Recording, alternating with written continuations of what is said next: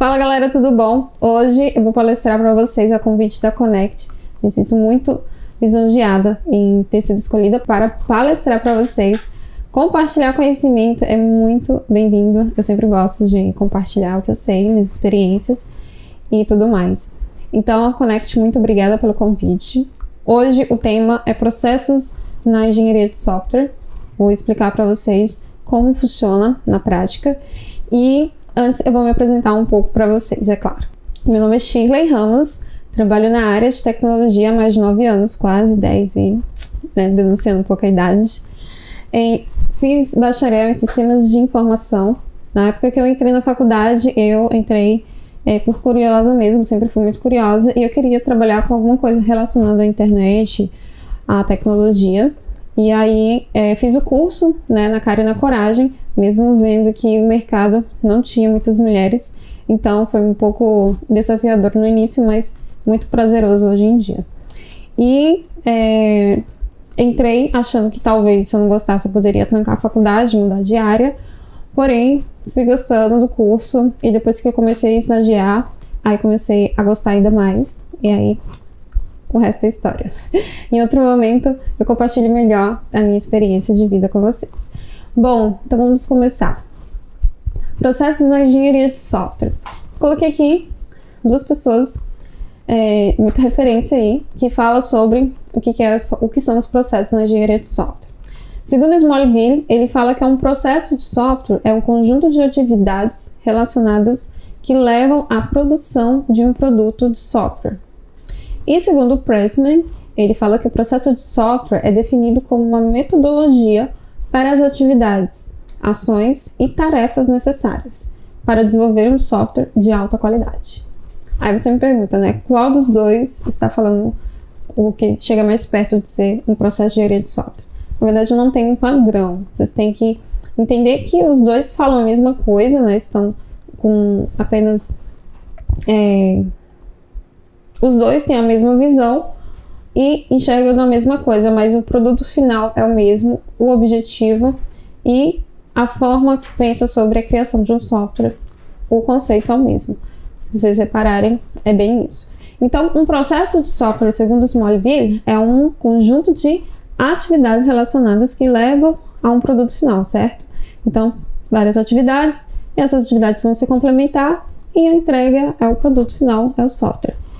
E o Pressman, ele fala a mesma coisa. Software é definido como uma metodologia, fala mais bonitinho, para as atividades, ações e tarefas necessárias para desenvolver um software. Então, é a mesma coisa.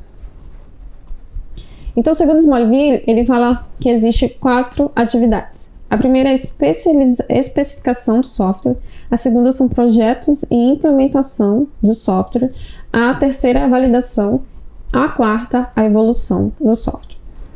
E aí, o que seria a especificação do software? Se vocês têm um pouco de noção da área, vocês vão ver que tem pessoas que são analistas de sistemas, analista de requisito, que são pessoas que focam muito em entender a solução que o cliente quer e trazer isso uma linguagem mais formal possível, a nível de programação para a gente. Eu sou programadora, desenvolver aquele software. Por quê? Porque o cliente, muitas vezes, a gente fala que ele não sabe o que ele quer. Porque ele, na verdade, ele sabe, mas ele não sabe o que falar o que ele quer. Ele não sabe transmitir, de fato, da forma que ele quer. E também, o cliente sempre muda muito de opinião. Então, se o processo for, desde o início, bem organizado, bem planejado, isso vai gerar um contrato, e esse cliente vai assinar, porque quando chegar a entrega, que a entrega sempre... O processo de um software, a criação de um software demora, dependendo da solução, demora até mais de anos. Então, pensa, ele vai lembrar de tudo? Não. Então, na entrega, tem aí aquela homologação de tudo que ele assinou no início, de tudo que o analista de requisito ou de negócio conseguiu extrair dele, para entender o conceito da solução que ele quer, de fato, ali, que seja realizado. Então, existe todo esse trabalho por trás. E existem profissionais na área de tecnologia que atuam apenas para isso, para entender que é o canal entre o usuário e o profissional da área de TI faz, né, essa tradução aí do que o desejo mesmo, de fato, daquele usuário. Então, especificação do software, a funcionalidade do software e as restrições do seu funcionamento devem ser definidas. Como assim, restrições? A gente chama de regras de negócio. O que é uma regra de negócio? É quando existe certos pontos que devem ser atendidos, que devem ser validados e verificados para que chegue naquele objetivo final. Um exemplo, se eu for criar um carro, e aí o carro, eu preciso o quê? Para ele andar, eu preciso ligar o carro. Então, é uma regra. Se você não ligar o carro, logo o carro não anda. Entendeu? Então, isso são regras. Então, regras são necessárias para que as ações sejam executadas da forma correta e que o resultado final seja aquele esperado. Então, vamos supor que não existisse essa regra do carro. Pense só, você estaria numa regra, você entraria no carro e o carro já ligava. Tipo, se você sentar, ele já identifica que você sentou e já liga. Se for uma criança, entende? Então, não pode um carro sair andando se, né, não for um adulto, se não tiver todo um conhecimento ali para mexer com aquele carro para ele possa fazer, né, possa andar. Então, essas seriam as regras de negócios. Projeto e implementação do software. O software deve ser produzido para atender às especificações. Então, o software tem que seguir aquilo que foi especificado na etapa anterior, que é o que? A especificação do software. Então, eu tenho que programar em cima daquela especificação. Hoje em dia, não significa que os processos de engenharia de software são lindos e maravilhosos. Eu faço uns memes, às vezes, brincando na internet, porque justamente quebra muito, às vezes, as etapas. E aí elas só são percebidas lá nas últimas etapas, sabe? Nesse processo. E aí é percebidas o quê? A fase que foi quebrada, sabe? Uma delas é que às vezes eu, como desenvolvedora, não vou mentir, a gente fica com um certo preguiça, né? Vamos falar em palavras que vocês entendam, de ler umas especificações muito grandes. Então, um analista de requisitos de negócio, né, seja qual outro nome der para esse profissional, ele tem que especificar, mas ele não tem que ficar enchendo sardinha. Se é para escrever, o carro só vai ser ligado caso ele só vai andar caso alguém ligue, né, a chave na ignição, por exemplo. Então, às vezes, esse profissional, ele escreve, tipo, uma página para falar isso. E nós, desenvolvedores, a gente gosta das coisas um pouco mais sucintas, entendeu? Então, vai mais direto ao ponto, digamos assim. E existem metodologias até que falam sobre isso, né? De você não encher de palavras tanto para o desenvolvedor como para o cliente, facilita muito mundo, sabe? Então, às vezes, o profissional, ele escreve um montão de linha para falar uma coisa. E aí a gente não tem muita paciência de ler uma bíblia para desenvolver uma linha, entendeu? Então, tem que ter também profissionais que sejam bons, né, em colocar mais claro para o desenvolvedor. Porque se nós desenvolvedores fôssemos a pessoa também que recebesse as informações do usuário, a gente leva um pouco mais para o lado do algoritmo, né, da lógica. Então, nem sempre a gente vai, né, ter aquela mesma visão do requisito do profissional de negócio para mensurar aquela informação. Às vezes a gente faz ao pé da letra mesmo que o usuário fala. Então, cada profissional é importante nesse processo de engenharia de software. Essas etapas não podem ser puladas. Por isso que muito software que eu já, por experiência própria, já vi que não tinha um analista, não tinha esse intermediário com o cliente, era direto com o desenvolvedor. Muitas vezes, não falo que são todos, mas muitas vezes tem muito retrabalho, porque a linguagem do desenvolvedor para o usuário é, assim, totalmente oposta, sabe? Muito divergentes. Então, é necessário que tenha mesmo uma pessoa que entenda bem. Mas, claro, existem profissionais, desenvolvedores também que entendam. Eu consigo entender alguns usuários, mas dependendo do negócio que o usuário deseja, da solução dele, eu posso interpretar de uma forma bem diferente.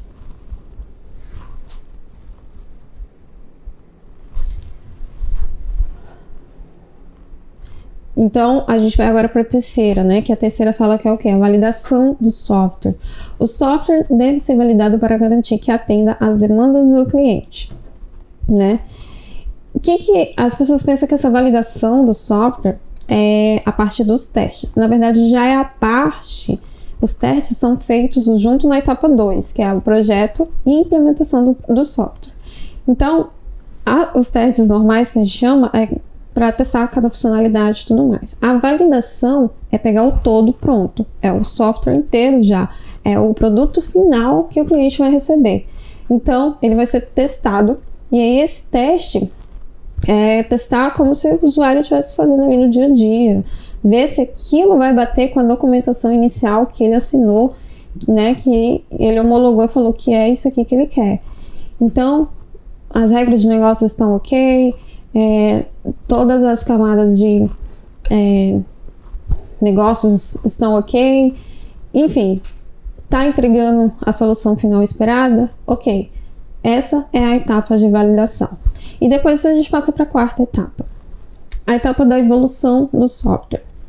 A evolução do software, por que a evolução não vai entregar o software, né? A gente pensa bem um pouco que o software acaba na hora da entrega. Pelo contrário, o software nunca morre. Ele sempre tem uma evolutiva, ele sempre tem uma continuidade.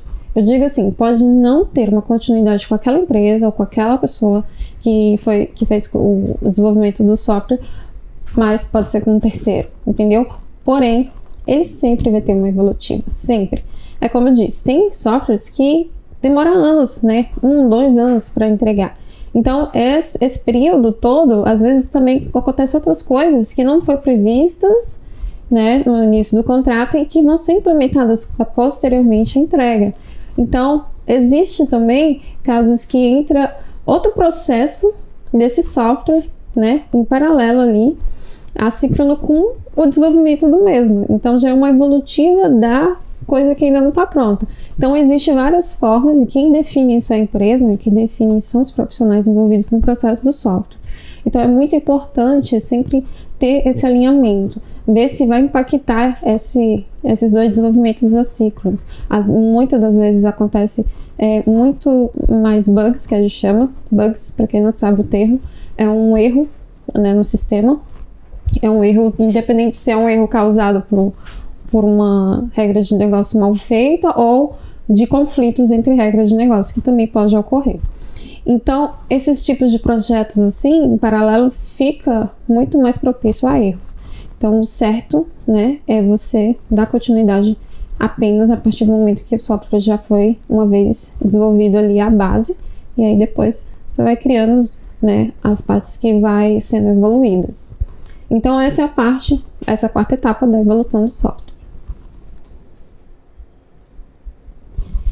Então, perceba que todo o processo de software pode ser mapeado em um modelo genérico com 4 atividades, né? A especificação, projetos, implementação, validação e a evolução.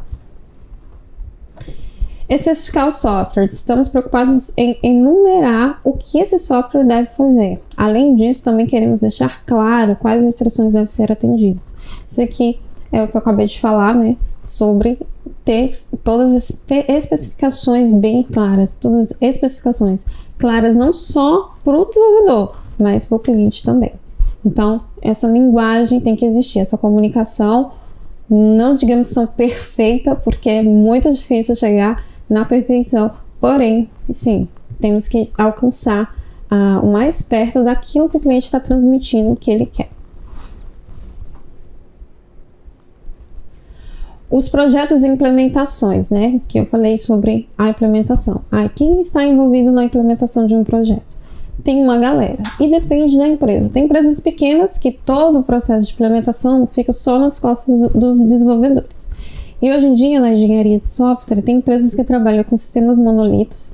São sistemas, na maioria das vezes, com arquitetura MVC, que tem o back e o front na mesma arquitetura ali criada. Então, não existe uma divisão de desenvolvedores, né, de back e de front-end. Eles costumam ser full stack, então esses desenvolvedores full stack são desenvolvedores que entendem tanto no front como no back, e que trabalham também muitas vezes com esses sistemas monolíticos que a gente chama, que são sistemas únicos, que o front e o back estão num único projeto. Então, quando falamos em projeto, estamos falando de definição de arquitetura em geral do sistema. Ou seja, definir desde o início, né, do que tem que ser feito até o fim. Um exemplo, você vai construir uma casa. Você não pode pegar uma casa e construir ela sem ter as bases. Se vir um vento, uma chuva, pronto, a casa vai cair, vai desmoronar. Ela não tem uma base, né? Não sei se vocês já viram que construções, quando constrói uma casa, tem cavar, né, para baixo. Aí você fica pensando, mas a casa vai subir. Não, primeiro você faz a estrutura, né, depois a estrutura você sobe e vai dar a sustentação. Então, dependendo dessa estrutura, depende também quanto você consegue aí fazer de andares na sua casa, né? Então, a fundação dela é muito importante no início. Não tem como você construir as paredes e depois querer construir a fundação. Assim, é um sistema também. Você precisa construir as fundações, definir essas fundações para o objetivo final. Vamos supor, a casa de 3 andares. Então, vou ter que fazer tantos metros aqui de fundação, e vai estipular, eu não entendo de engenharia civil, mas só para vocês entenderem a analogia. E o software é a mesma coisa. Eu preciso pensar no final, né, do projeto todo para entender o que eu tenho que fazer de estrutura para que ele sustente esse meu projeto. Então, tem que ter essas pessoas que entendam de arquitetura de software. Então, como eu falei, tem pessoas que trabalham com arquitetura full stack, que é apenas desenvolvedores que já trabalham ali com front e com back. Tem empresas que trabalham com sistemas totalmente apartados, o front e o back.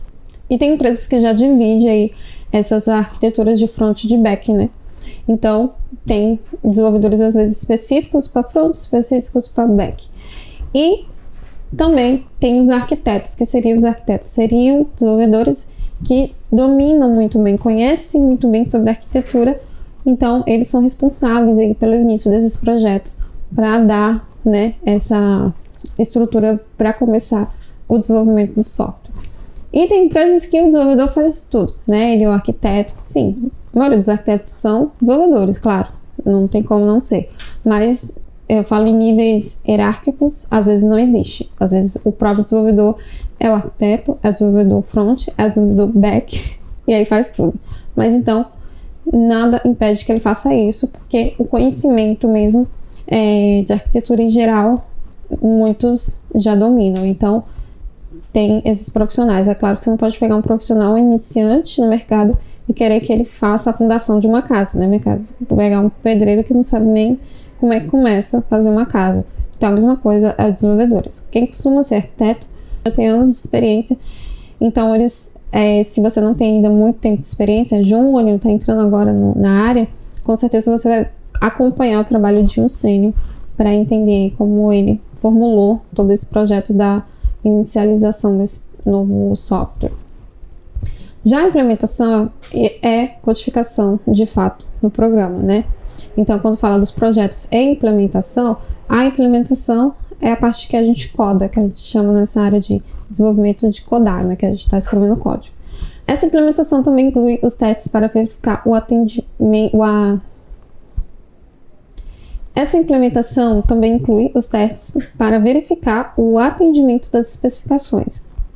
Então, essa etapa de projetos e implementações inclui a criação, né, da estrutura do projeto, a codificação do sistema e os testes. Os testes também dependem da empresa. A maioria das empresas trabalham com os testes unitários, são os próprios desenvolvedores que criam, às vezes um testa do outro, e depende da dinâmica aí de cada empresa, ou contratam, né, pessoas só para testar o sistema, chamados QAs ou testes, tem outros nomes também. E essas pessoas testam aquela partezinha que o programador fez. Vamos supor, ele construiu a janela. Então, vamos testar se a janela está abrindo, está fechando, está travando, né, se ela não está torta. Então, o tester é essa pessoa que comporta-se como se fosse um usuário para entender se o que o desenvolvedor criou está atendendo ou não. E aí, varia de empresa para empresa, mas no contexto funciona dessa forma.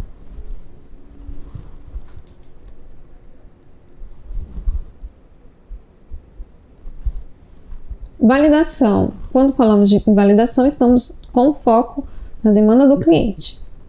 Ou seja, não basta termos um software sem bugs, né, que é o que eu falei para vocês, que é um bug. Esse programa deve atender às demandas do cliente. Olha só, as demandas do cliente, não é as demandas do que o desenvolvedor quer desenvolver. Às vezes eu acho, quando eu estou desenvolvendo, né, que poderia ser diferente, entendeu? Eu acho que ele quer uma parede rosa, mas eu acho que deveria ser azul, porque deve atender às demandas do cliente. E o que quer dizer? Isso é muito importante. Às vezes, a gente, mesmo eu, trabalhando na área de desenvolvimento, a gente está desenvolvendo alguma coisa, a gente vê que pode ser melhor, ou então que pode ser diferente do que o cliente pediu, que vai ser melhor para ele. Mas o problema não é que vai ser melhor para ele, o problema é que ele não vai entender, ou se ele entender, não é do costume dele fazer daquela maneira.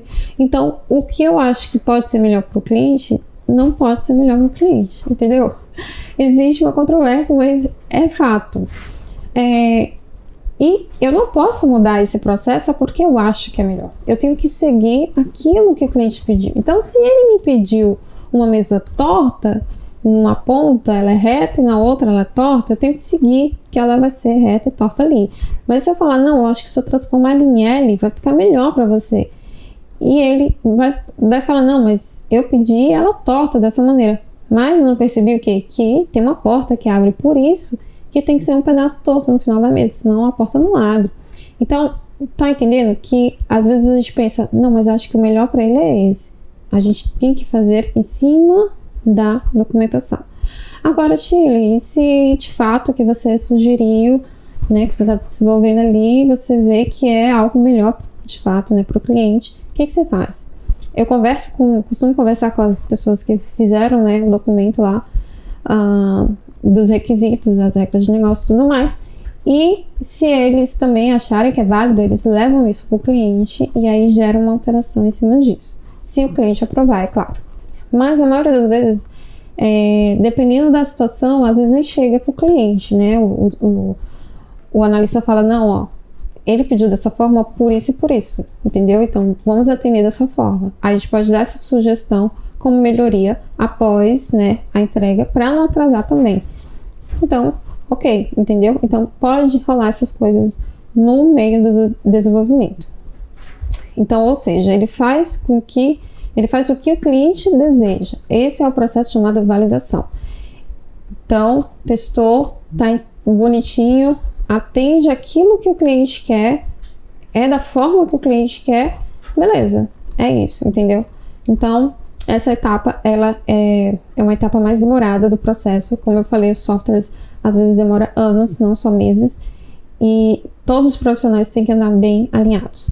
O desenvolvedor tem que fazer conforme a documentação tem que deixar bem clara para o desenvolvedor o que está sendo feito, as regras não podem ficar conflitantes, os testes têm que ser validados conforme a entrega final, ou aquilo que foi homologado pelo cliente.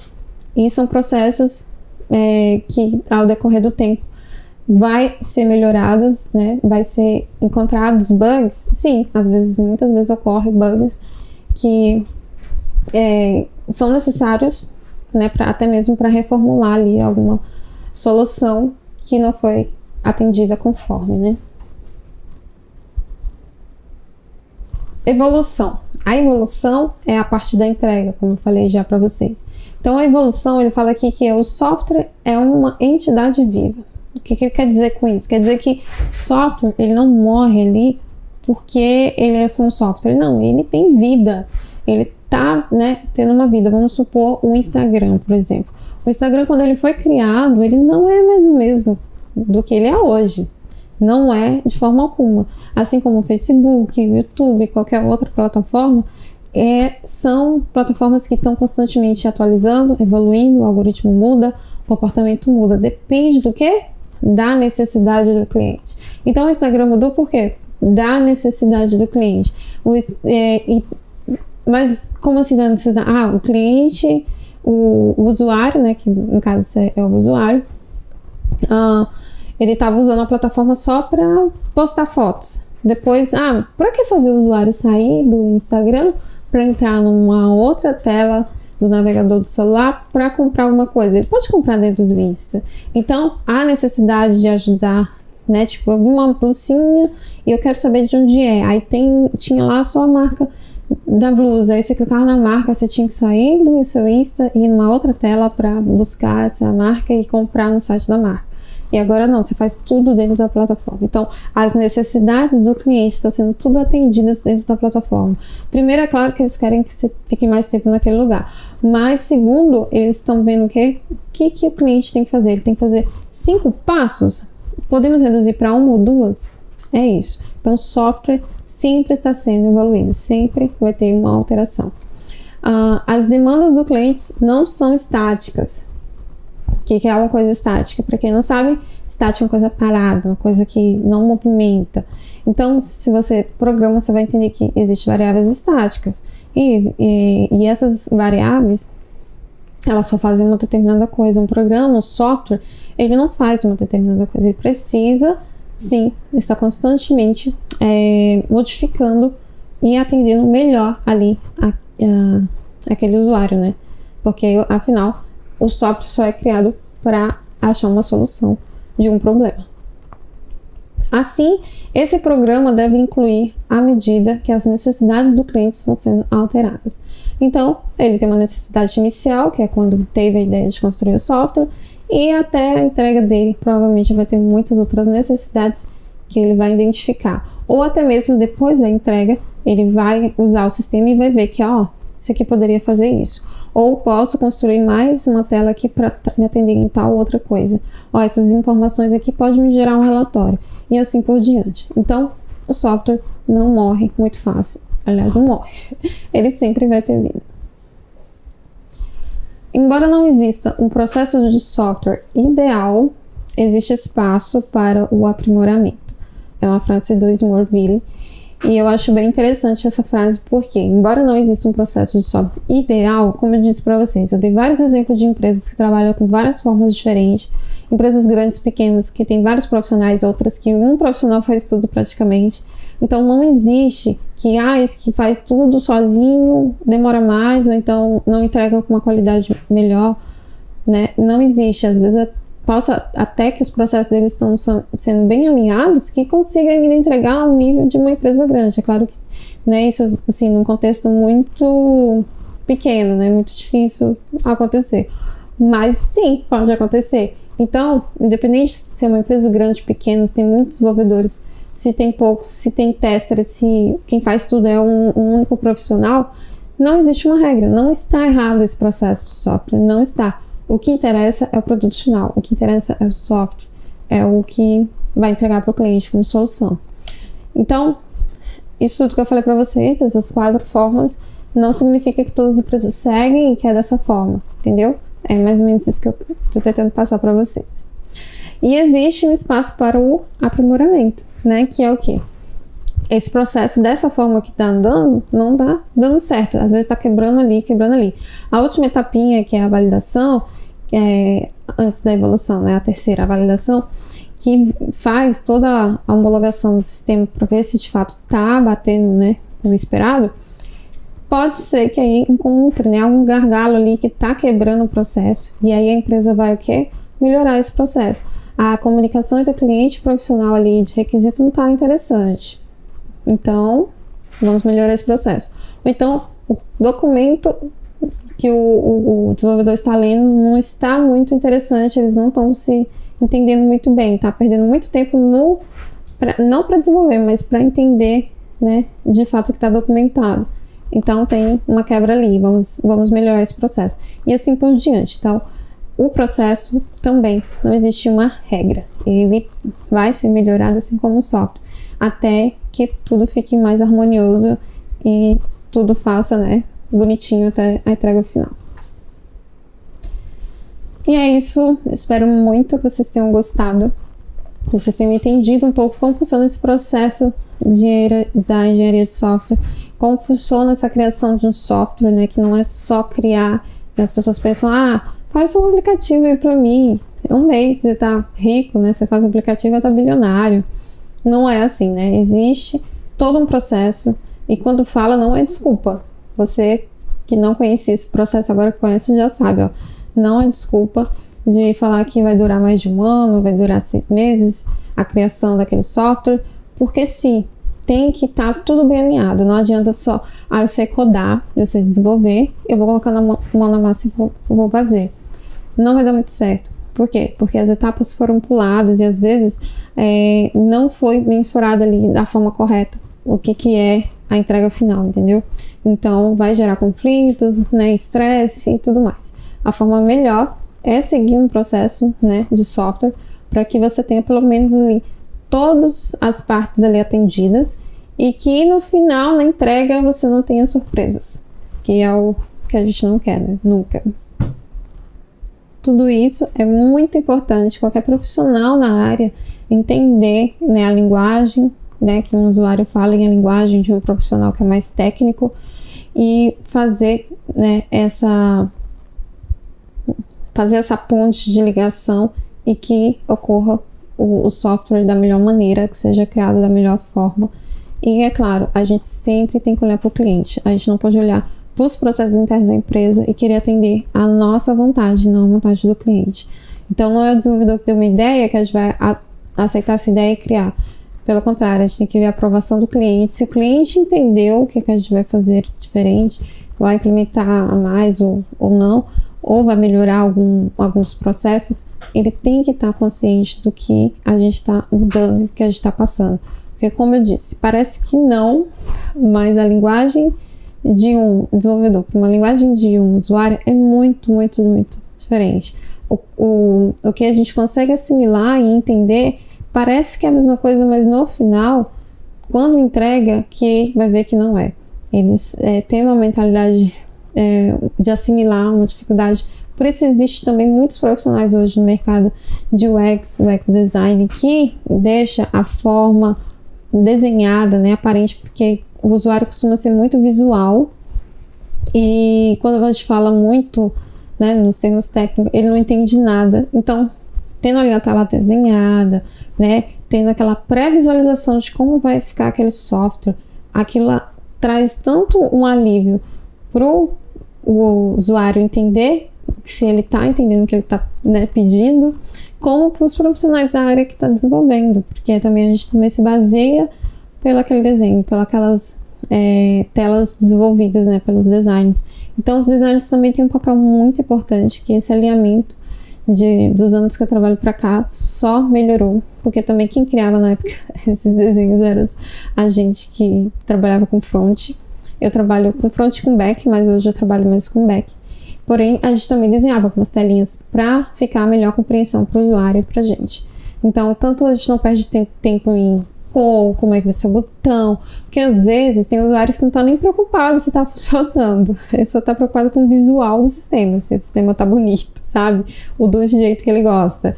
Então, tem esses clientes também. E o UX design, o design, ele consegue transmitir isso e o cliente aprovando, fica tanto fácil o atendimento também, o desenvolvimento do software, porque eu já sei a cor, já sei o formato, entendeu? Eu já tenho todos os parâmetros ali de como é a tela, eu não preciso imaginar a tela, não preciso perder meu tempo pensando nas cores que ele quer, nas cores que ele vai gostar. Isso tudo já foi feito e aprovado ali pelo cliente, juntamente com a equipe lá de design. Então, é um processo também que entra aí dentro da engenharia de software, né, que eu não cheguei a citar para vocês, mas que existe. E entre outros, vários profissionais, né, tem profissionais PM, que são na gestão mesmo do negócio, né, tem as pessoas que trabalham só na parte de infraestrutura, enfim, tem vários profissionais na área que também fazem parte desse todo de processo de gerente de software. E é claro que se eu colocar aqui um a um, dependendo das empresas que trabalham com esses profissionais ou não, é muitos. Então tem nome para todas as profissões possíveis. Cada profissional que necessita de um pedaço ali daquele processo para ajudar no todo do processo da engenharia de software, se dá um novo cargo e ele assume aquilo, e aí, conforme, né, as necessidades, eles vão criando esses processos internos para atender a solução final da entrega. Então é isso. Espero muito que vocês tenham gostado da palestra de hoje. E se vocês quiserem também me acompanhar nas redes sociais, está aqui abaixo para vocês na tela. É Shirley Rios, lá no Instagram, com 2 R's. E também eu tô no YouTube, falando um pouquinho de tecnologia para vocês. E é isso. Espero muito que vocês tenham gostado. E até a próxima.